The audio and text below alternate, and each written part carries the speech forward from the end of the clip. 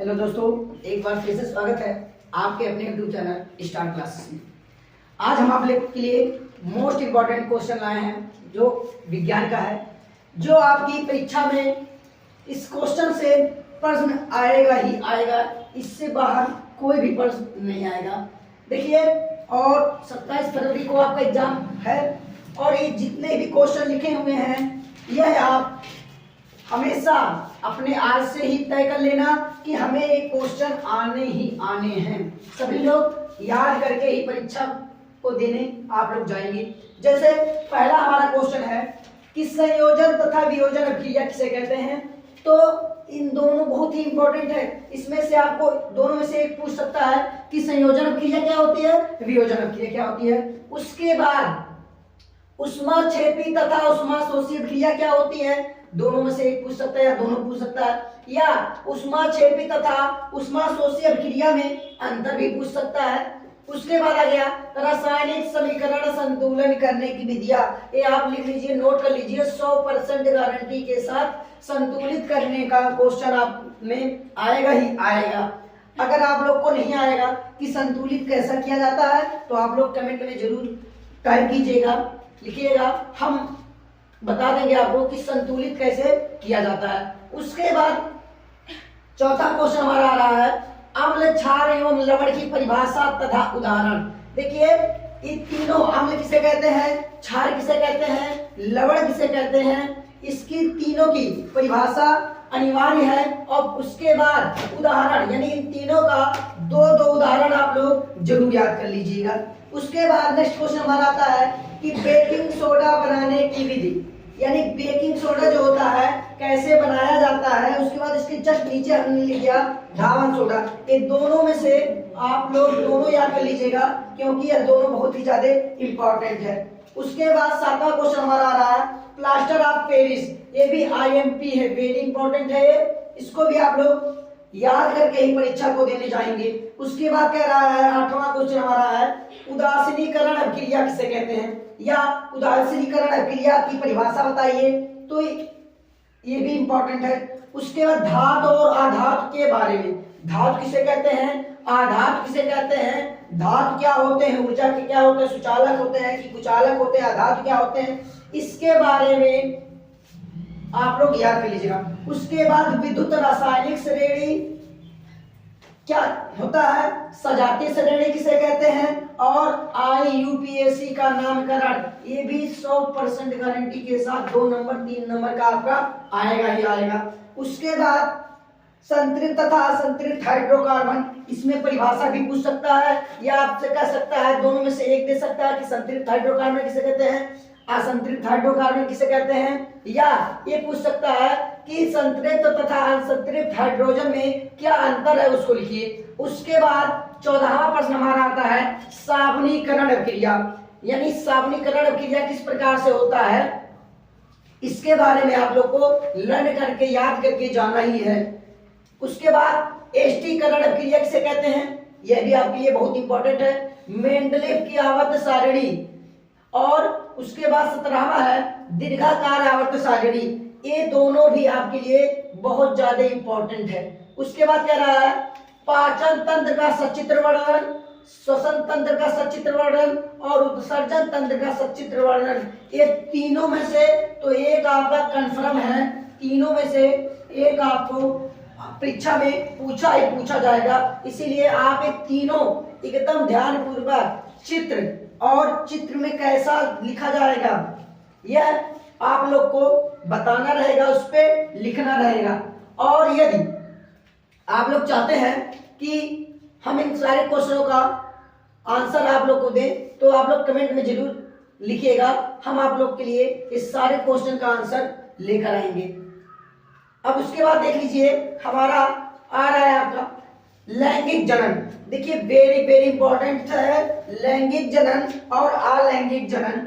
ये भी very very important है कि लैंगिक जनन क्या होते हैं, अलैंगिक जनन क्या होते हैं, या हमसे ये भी पूछ सकता है कि लैंगिक तथा अलैंगिक जनन में क्या अंतर है।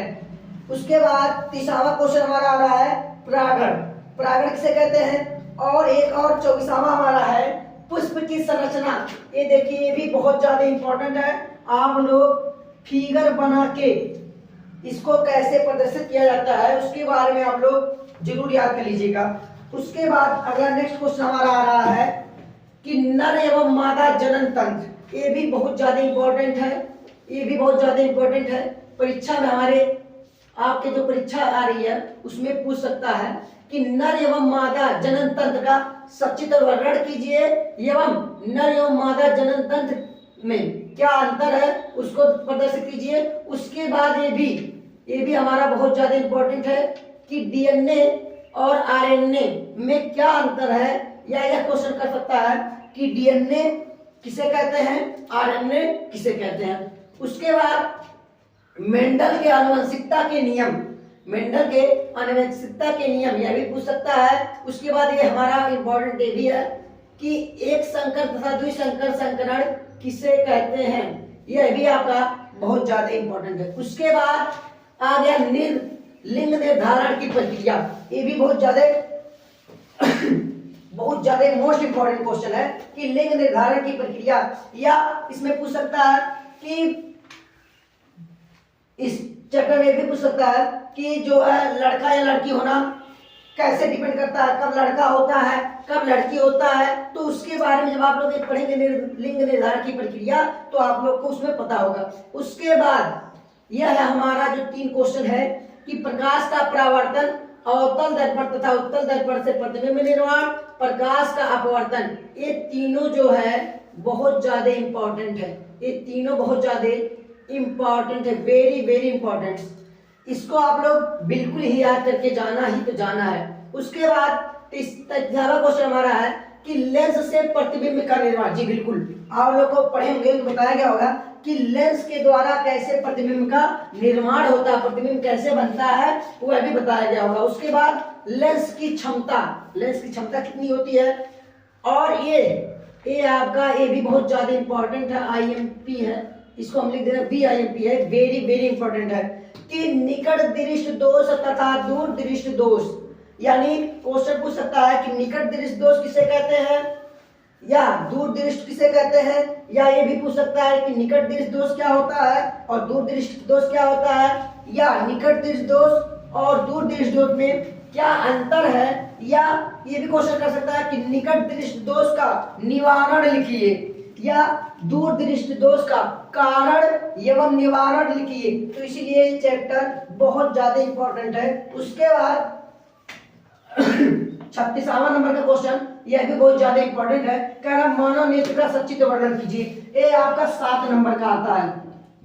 तो बहुत ज्यादा ये भी इंपॉर्टेंट है कि आप लोग को क्या करना है, नेत्र का जो चित्र बनाना है और उसके नाम को प्रदर्शित करके लिखना है, बस इसके लिए आपको 7 नंबर मिलेंगे। तो ये भी बहुत ज्यादा इंपॉर्टेंट है। उसके बाद ओम का नियम आप लोग पढ़ेंगे तो ये भी बहुत ज्यादा इंपॉर्टेंट है, ओम का नियम। उसके बाद 38वां क्वेश्चन हमारा आ रहा है विद्युत धारा।